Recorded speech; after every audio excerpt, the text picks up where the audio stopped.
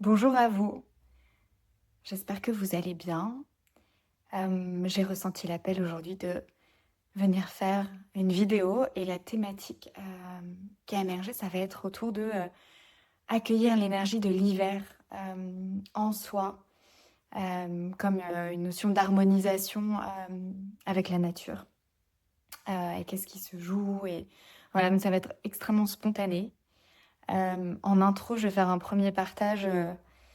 Autour de quelque chose qui se passe pour moi en ce moment, je sens que c'est juste pour moi d'aller un peu plus sur le format vidéo et en même temps c'est très challengeant parce que je sais pas trop faire, je suis pas habituée, je suis plus habituée à l'écrit. Et du coup j'ai essayé plein de trucs, j'ai essayé de scripter des choses et donc voilà, ça m'a pas mal mis dans tous mes états.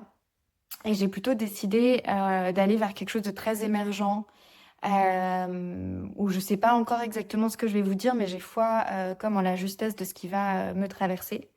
Et du coup, pourquoi je vous partage ça? C'est aussi parce que bah, moi, je travaille particulièrement avec des personnes qui sentent qu'elles ont des choses à transmettre, qu'elles sont là pour exprimer une façon d'être au monde, contribuer au monde en étant qui elles sont. Et c'est pas en faisant des choses extraordinaires, en fait, rien qu'incarner qui on est, oser être authentiquement qui on est, c'est immense, en fait, sur cette planète. Et je voulais vous partager que même pour moi, qui ai des années et des années d'expérience en accompagnement, en coaching, bah, c'est dur pour moi de me mettre au monde. En fait, ce qui est très présent pour moi, c'est cet écart qu'il peut y avoir entre la clarté intérieure de c'est ça que j'ai à faire. Moi, je me sens très traversée par plein de messages que j'ai à transmettre dans cette notion de channeler, celle qui transmet les messages, qui est une facette de ma contribution. Et la difficulté que c'est dans le quotidien de mettre ça en place. Et par exemple, sur les vidéos, ça fait vraiment là plusieurs semaines que je veux plus mettre ça dans mon quotidien et que dans mon agenda, j'arrive pas trop, que il y a toujours plein d'autres tâches, il y a mon état de fatigue, notamment j'ai deux jeunes enfants, donc je dédie de l'attention, de l'énergie à eux et ça me prend beaucoup. Et voilà, et en dépit de tout ça, je sens que c'est juste. Et du coup, j'avais justement hier une session de coaching avec une des personnes qui m'accompagne où j'ai adressé ça. C'est quoi pour moi la façon fluide de transmettre via la vidéo, où je me prends pas la tête, où je vais pas dans le perfectionnisme. Et ça m'a fait beaucoup de bien parce que, en fait, ce que j'ai identifié, c'est que ce qui marche pour moi, c'est pas de faire une sorte d'énorme stratégie et de réfléchir et d'avoir une sorte de résultat que je vise. Ça marche vraiment pas, en fait, pour moi. Par contre, ce qui marche, ça va être la spontanéité, la fluidité. Voilà, donc du coup, ce qui a émergé de la séance d'hier, c'est d'assumer vraiment ça comme stratégie, que de ne pas avoir de stratégie, c'est ma stratégie. Et que ma stratégie, c'est de me laisser traverser. Ça m'a fait beaucoup de bien. Pour continuer à partager là-dessus, ce qui était présent aussi pour moi hier dans cette conversation, c'était que en fait, dès très jeune dans mon chemin de coach, il y avait ce truc de je veux déjà être le vieux séquoia géant de la forêt qui doit incarner la sagesse pour toute la forêt et qu'en fait ça me mettait un poids écrasant sur les épaules. Et du coup, hier est revenu un plan de coaching qu'un père m'avait partagé parce que je me faisais accompagner dans ma formation de coaching par une mentor coach mais aussi par un père. Et il m'avait proposé en fait cette image que je pouvais être un petit séquoia, a little redwood tree, et que c'était complètement ok de commencer à être petite. Et en fait, ça a ramené chez moi, ça a amené beaucoup d'émotions parce que j'ai vu à quel point, je pense que très jeune, je me suis tout de suite mis une sorte de pression parce que il y a quelque chose de l'ordre de ne pas avoir autour de moi un socle de sécurité suffisant. Et du coup, l'autorisation à être comme un petit arbre, c'était pas possible. Et donc là, il y a quelque chose de l'ordre de retrouver ça, en fait, la possibilité d'être ce petit séquoia. Et du coup, ça invite de la légèreté, de la spontanéité. Moi, j'aime beaucoup les qualités childlike de l'enfant, l'émerveillement, la curiosité, le fait que tout est exploration, tout est découverte. Il y a la notion de jeu. Donc voilà. Ça, c'est l'intro qui, pour moi, était importante à faire. Et du coup, maintenant, j'ouvre le sujet de entrer dans l'énergie de l'hiver. Et ce qui va être très présent pour moi, c'est la notion de nos qualités yin. En fait, le monde moderne occidental nous emmène, nous embarque inconsciemment et par beaucoup de normes dans des modes de fonctionnement qui sont complètement inhumains et qui nous demanderaient comme d'opérer en fait 24 heures sur 24 comme des machines en fait ou comme des intelligences artificielles alors qu'en tant qu'humain on a un corps, on est incarné dans un corps et notre corps, il a des besoins, il a son rythme. Et du coup, ça demande pas mal de discernement et aussi de courage de se sortir des conditionnements de toute cette intensité, en fait, à la fois des choses à faire et de toute l'information disponible, par exemple, sur les réseaux sociaux. Voilà, et pour revenir à une qualité plus yin, c'est l'être versus le faire. Yin, c'est les qualités de l'intuition, de la reconnexion à soi, de la lenteur, de l'introspection, de la présence, du coup, je l'ai dit, le ralentir, mais du ralentissement qui permet de ressentir. Et en fait, ça, si on ne le crée pas pour nous-mêmes, personne ne va le créer pour nous. Et je trouve que c'est rare aujourd'hui les personnes qui incarnent ces exemples-là, de vraiment créer de la lenteur, créer de l'espace, être aussi dans le soin de soi, dans le soin du corps, dans une temporalité qui est davantage celle des besoins du corps que du mental. Donc, je voulais vous partager que moi, j'ai senti pas mal ça à Bordeaux avec l'arrivée du froid. Il y a peut-être une semaine, tout d'un coup, on est passé de presque genre 15-20 degrés à zéro. Et j'ai vraiment senti que mon corps, il voulait quelque chose de différent dans ce moment-là. Et par quoi c'est passé pour moi? Bah, il y a eu vraiment un truc de l'ordre d'un retournement. Il y a aussi le fait d'avoir les jours qui raccourcissent, donc il fait nuit beaucoup plus tôt. Et du coup, j'ai eu ce truc d'avoir envie d'être dans mon cocon beaucoup plus et d'assumer ça.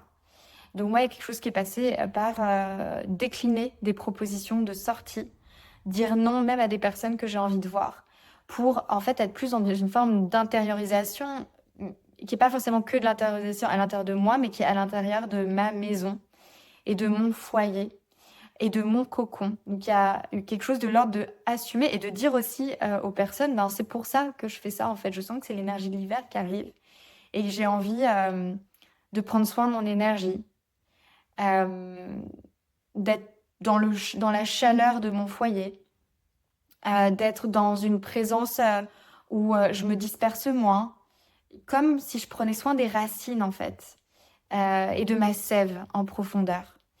Et du coup, c'est passé donc aussi par... ouais, il y a cette notion d'engagement. J'ai des propositions pour faire partie de collectifs, etc. Et je sens que en moi, alors c'est vraiment au niveau du plexus solaire, moi, que ça se passe. Je ressens énormément dans mon corps, en fait, et mon corps me dit beaucoup ce qui est juste. En fait, dans mon plexus solaire, ça dit non. En fait, va pas t'engager encore dans ces trucs-là et éparpiller ton énergie. Reviens. Reviens dans tes priorités. Reviens dans les petits actes justes, les actions dont tu sens en fait qu'elles font vibrer ton être profondément et qu'elles vont pas te faire disperser ton énergie. Parce que moi, je suis projecteur aussi en Human Design. C'est l'énergie de la guide qui a besoin pas mal de ressourcement. En fait, le profil projecteur, si vous connaissez ou si vous ne connaissez pas, c'est important d'honorer en fait un fonctionnement qui est complètement différent de fonctionnement habituel où on est beaucoup dans le faire, faire, faire.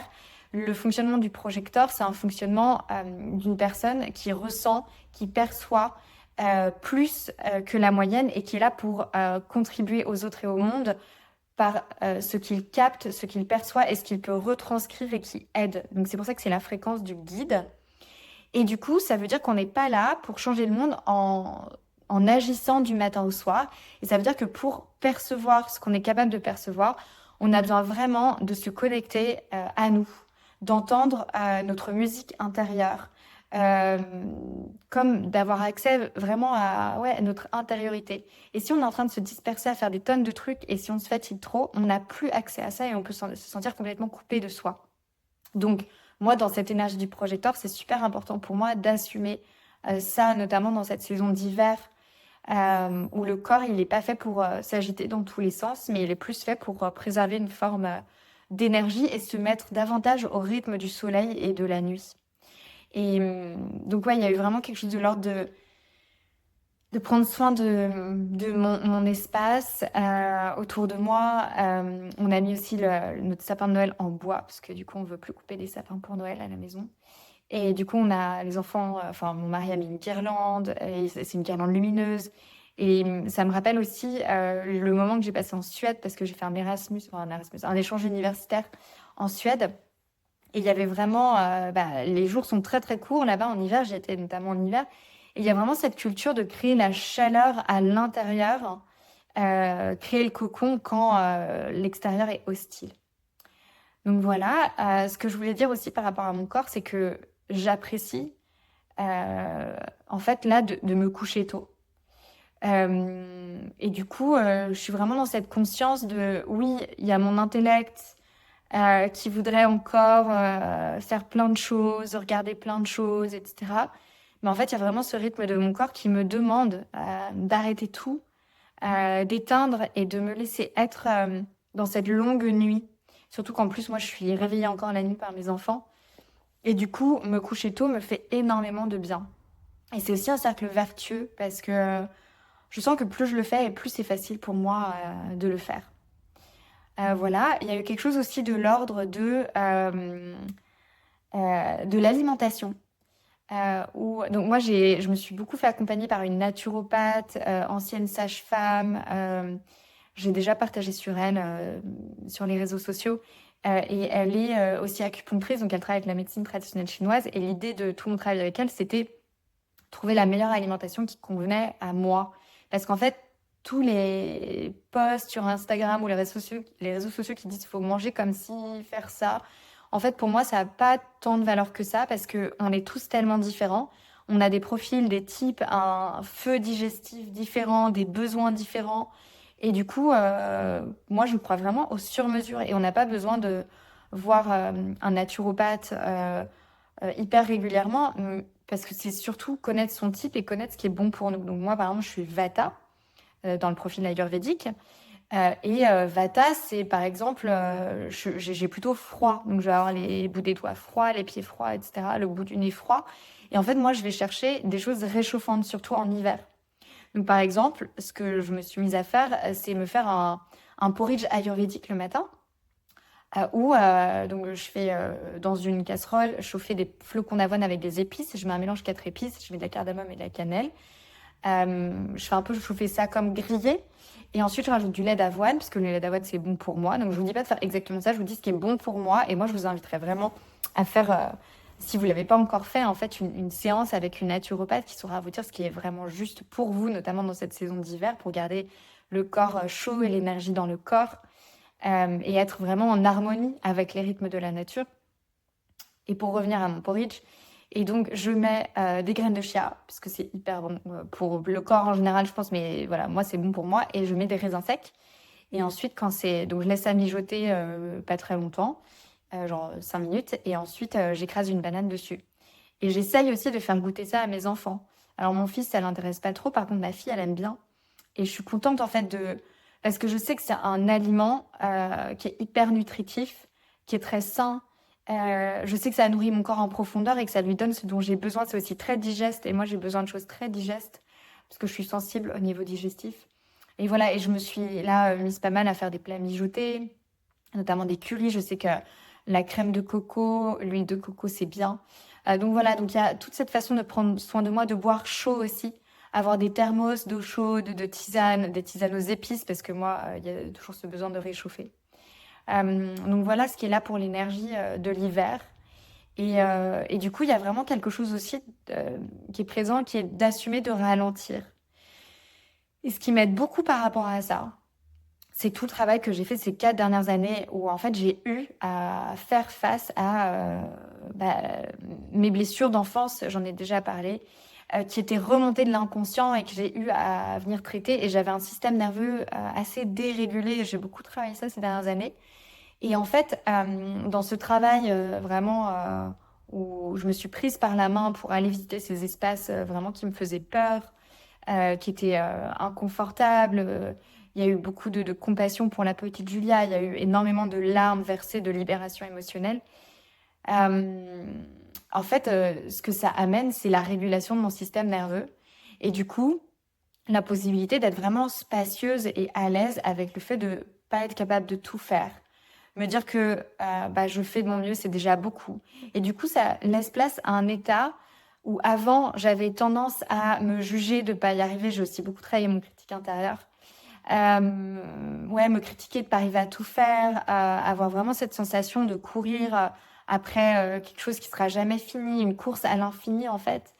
Et là, il y a quelque chose de l'ordre de, en fait, honorer, reconnaître mes limites humaines et me dire que ce que j'ai pas fait aujourd'hui, je le ferai demain.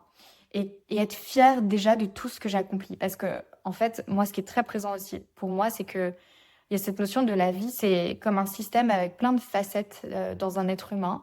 Et que j'ai à cœur, en fait, de nourrir et de prendre soin de toutes ces facettes de ma vie. Et j'ai pas envie d'en délaisser. Donc, par exemple, il y a la relation à mes enfants. Donc ça, bon, il y a un peu ce truc de j'ai pas le choix, mais j'ai aussi envie d'être bien avec eux. Et qui dit être bien avec eux dit être ressourcé. Il y a la relation avec mon mari qui est quand même super importante parce que mise à mal aussi par le fait qu'il y ait deux enfants et on se retrouve à être des chefs de projet du foyer, à communiquer sur des enjeux d'orga et voilà comment on prend soin du lien. Donc ça, c'est aussi précieux pour moi de naviguer ça, de prendre soin de cette relation. Il y a bien sûr la vie professionnelle qui, pour moi, est l'expression de ma vocation et j'ai l'impression que je suis venue vraiment sur Terre pour accompagner, aider la transformation des personnes. Euh, donc c'est hyper au centre et en même temps, je vois bien que je peux pas faire tout ce que je veux parce que même si moi, j'ai souvent l'idée d'un entonnoir où il y a comme l'infini de tout ce que je voudrais faire et puis il y a ce que peut mon corps. Et aujourd'hui, je suis vraiment en conscience de, c'est pas parce que je veux que je peux, et que l'être humain a des limites, que ce soit l'énergie qu'on a, et aussi beaucoup les limites de notre système nerveux, parce que notre tête, elle peut vouloir des choses, mais notre système nerveux, il a intégré des peurs, il y a des parts protectrices, il y a des parts blessées. Moi, je travaille beaucoup ça avec mes clients. Je l'ai beaucoup travaillé à l'intérieur de moi d'abord en étant accompagnée. Et en fait, comment j'accueille ces limites, comment je travaille ce qui, m- ce qui me limite parce que j'ai envie d'accomplir ce qui est important, et puis comment si j'accepte des choses que en fait je pourrais pas faire maintenant parce que je peux pas être partout. Et notamment, ce qui s'est posé d'immense pour moi, c'est le fait d'être devenue mère. C'était pas une aspiration que j'avais, en fait, c'était par la rencontre avec mon mari que, en fait, en rencontrant mon mari, j'ai vraiment su que j'allais cheminer avec lui. Il y a eu énormément, enfin, un truc hyper fort qui s'est passé quand j'ai rencontré Maxime. Et j'ai su que j'allais devenir maman, mais ça a été vraiment pour moi hyper difficile de devenir maman. Et ça, ouais, ça a enclenché des défis de fou, les plus gros défis de ma vie. Sachant que je m'étais jamais projetée dans je m'épanouirais en tant que mère, donc ça a été plus quelque chose que j'ai subi vraiment au début et qui m'a amenée dans une voie de guérison avec cette notion de the way out is the way through. La voie de sortie, c'est de traverser tout ça. Donc ça a été très chaotique et en même temps, ça me donne une sacrée force intérieure d'avoir côtoyé des états vraiment de souffrance très profonde, d'être désemparée dans le désarroi, malgré tout l'accompagnement autour. Tout ça pour dire que ouais, j'assume de pas pouvoir tout faire, surtout dans cette énergie d'hiver. Et ouais, puis là, il y a une citation qui me vient de James Flaherty, avec qui je me suis formée au coaching en développement intégral. James, qui a été un guide hyper précieux dans la vie, et qui disait The day we die, we still have a to-do list. Donc le jour où nous mourrons, nous avons toujours une to-do list. Et ça m'avait vachement percuté parce que moi qui étais pas mal dans le perfectionnisme à vouloir cocher toutes les cases, je me dis en fait ça sert à rien quand je me mets dans tous mes états parce que je veux finir tout. Bah en fait non, apprends à laisser la to-do list incomplète. Et ça me renvoie aussi à la nature de la vie, ça c'est plutôt bouddhiste, c'est l'incomplétude en fait. Et comment je peux trouver une forme de complétude et de me sentir nourrie, pleine, dans quelque chose de spacieux, même si je suis dans l'inachevé de cette to-do list. Et c'est un peu pour moi cette rencontre entre notre nature divine, qui peut comme tout être, c'est infini, notre amour il est infini. Euh, il y a quelque chose de l'ordre de notre essence qui est immense, notre potentiel il est immense, et on est dans cette condition humaine qui est finie. Voilà. Donc, ouais, il y a quelque chose de l'ordre là d'accepter des limites. Et en fait, moi, ça me fait beaucoup de bien d'accepter des limites. Ah, je vois s'il y a quelque chose d'autre qui se manifeste. Ah oui, il y a autre chose que j'avais envie de vous partager. J'ai partagé ça dans un cercle de pairs avec qui je chemine. C'était lundi, on se retrouvait ensemble. Et en fait, moi, je suis très guidée par une phrase qui est What's new now? Qu'est-ce qui est nouveau maintenant? Par rapport à tout le travail de transformation, d'évolution, moi, je suis en métamorphose permanente. Je suis mon laboratoire permanent d'apprentissage, de développement. Du coup, cette phrase de What's new now, observer ce qui est nouveau, c'est-à-dire dans ce que je dis, ce que je fais, comment je me comporte, comment je réagis à ce qui se passe dans ma vie. Euh, c'est quoi les nouvelles capacités, c'est quoi la nouvelle façon de ressentir et de vivre les choses qui n'étaient pas accessibles avant et comment je peux savourer ça, célébrer ça. Et ça m'amène aussi à ce que m'a partagé quelqu'un qui est très important pour moi, qui s'appelle Thomas Gibaud, qui a fondé une école de coaching et je travaille avec lui. Et Thomas, il parle beaucoup de, en fait, tomber en amour du processus versus être focus sur les résultats. En fait, quand je suis focus sur le résultat, qu'est-ce qui se passe? Je suis tout le temps en train de comparer là où j'en suis avec là où je veux être et je vois le gap. Et du coup, ben, il y a quelque chose de, enfin, pour moi, qui suscite du jugement, de la comparaison, quelque chose de l'ordre de je ne suis pas capable. Alors que si je tombe en amour du processus, il y a vraiment quelque chose de l'ordre de célébrer les petites victoires et d'être dans l'émerveillement du chemin que je fais, du coup de savourer l'instant présent, de sentir à quel point c'est vivant, nourrissant, chaque petite chose en fait que propose la vie. Et que ce qui est important, c'est pas l'endroit que je vais atteindre, mais c'est comment là déjà maintenant tout de suite il y a quelque chose qui est précieux et que je peux vivre et considérer et honorer. Donc voilà. Et là je suis un peu perdue du coup dans pourquoi je disais ça, tomber en amour du processus. Ouais, j'ai perdu mon fil et c'est pas très grave puisque je fais confiance à ce qui me traverse. Euh, accepter d'être là où j'en suis. Ouais, voilà, et célébrer les petits pas et what's new now. Me focaliser là-dessus. Ouais. Donc là, je reste vachement. Je reste vraiment avec la notion d'acceptation. En fait, comment j'accepte? J'accepte les limites. J'honore là où je suis. Et tout ce que je vous raconte, en fait, c'est pour que vous ayez une sorte de personne extérieure qui vous montre des choses à l'intérieur de vous. Parce que pour avoir été dans tellement d'espaces de connexion à deux, à plusieurs, en plus grand groupe, je sais comment ça fonctionne, en fait, quand quelqu'un partage en authenticité ce qui se joue et toutes les résonances qui peuvent avoir lieu. Et c'est pour ça que je m'assois ici avec vous. Aussi pour que vous puissiez vous souvenir de ce qui est vrai, important pour vous, de qui vous êtes. Moi, je travaille énormément ça avec les personnes que j'accompagne. Elles viennent pas en me demandant ça, hein, clairement. Par contre, on travaille beaucoup autour de souviens-toi de qui tu es. Sous toutes ces couches-là, protectrices.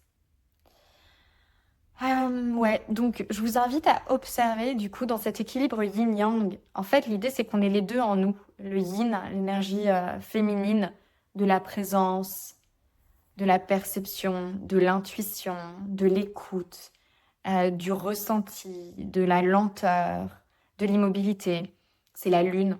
Et puis le yang. Le yang, c'est l'énergie de la clarté, de la décision, du faire, de l'action, de poser le cadre, les limites, à quoi je dis oui, à quoi je dis non. Je m'engage. C'est le mouvement, le soleil. Et en fait, c'est important qu'on ait les deux en nous et qu'on puisse naviguer avec les deux. C'est-à-dire, dans quel moment j'ai besoin de mon énergie yin et je vais là-dedans, et dans quel moment j'ai besoin de mon énergie yang et elle est accessible et je vais là-dedans. Et être capable de naviguer, en fait, entre les deux. Voilà, et donc là, l'hiver nous invite à être un peu plus dans notre énergie yin. Et donc, si vous vous observez énormément dans le yang, voyez comment vous pouvez... Enfin, déjà, voyez quelle est votre aspiration, en fait, au-delà de ce que le monde extérieur attend de vous, ce que vous avez l'impression, parce que tout ça, c'est des constructions et des projections. Si vous avez l'impression que le monde extérieur attend des choses de vous, qu'il y a des exigences, vous dites, il faut que je fasse ça. Ben, en fait, revenez à « et moi » profondément. Qu'est-ce que je ressens? C'est quoi l'élan? De quoi j'ai besoin? Qu'est-ce que me dit mon corps? On a tellement oublié d'écouter l'intelligence et la sagesse innée de notre corps. Donc voilà, et peut-être que votre corps, il veut que vous mettiez du yin, de la douceur. J'entends tellement de mes clients dire j'ai besoin de douceur. On a, on a coupé en nous l'accès à notre douceur. On ne sait plus se donner à nous-mêmes de la douceur. Donc ça, c'est précieux. Voilà, de quoi j'ai besoin et comment je peux me le donner à moi-même. Parce que ça commence vraiment par là. Prendre soin de nos besoins et nous donner à nous-mêmes ce dont on a besoin. Et ensuite, quand on a fait comme ce travail, ce retour à soi, qu'on réaligne, qu'on remet les choses à leur place, qu'on redonne de la valeur, et ben il y a des choses qui se passent spontanément dans l'extérieur. Ça se fait fluidement. En fait, on n'a plus besoin de mettre d'efforts à l'extérieur parce que quelque chose se pose à l'intérieur. Et il y a de la justesse, il y a de la fluidité. Je vais m'arrêter avec ça aujourd'hui. Je vous remercie pour votre présence et je vous souhaite un beau chemin dans les prochains jours et les prochaines semaines avec l'hiver qui est là.